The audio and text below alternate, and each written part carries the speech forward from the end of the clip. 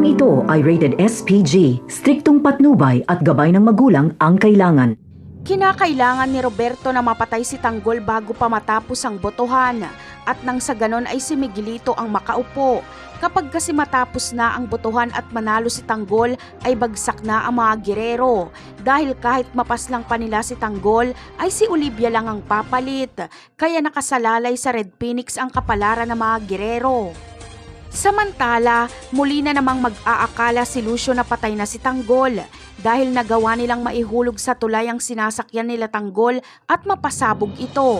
Sa lakas ng pagsabog ay siguradong hindi makakaligtas kung sino man ang nasa loob ng sasakyan. Kaya kung mamamatay si Tanggol ay mamamatay din si Don Julio at Marites. Ngunit walang mamamatay sa mga Montenegro.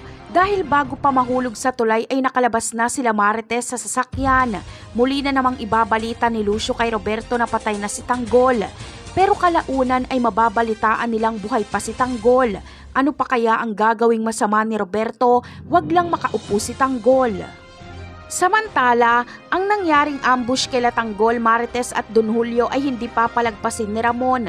3 taong pinakamahalaga sa kanyang buhay ang nalagay sa panganib, kaya siya mismo ang gaganti. Noong panahon ng kampanya ay hindi kumikilos si Ramon kahit ilang beses pang pagtangkaan ang buhay ni Tanggol. Ayaw niya kasing mabahiran o masira ang kampanya ni Tanggol.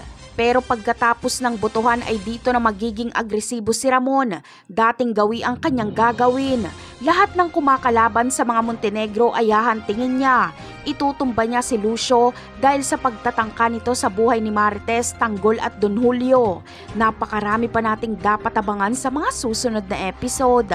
Paalam!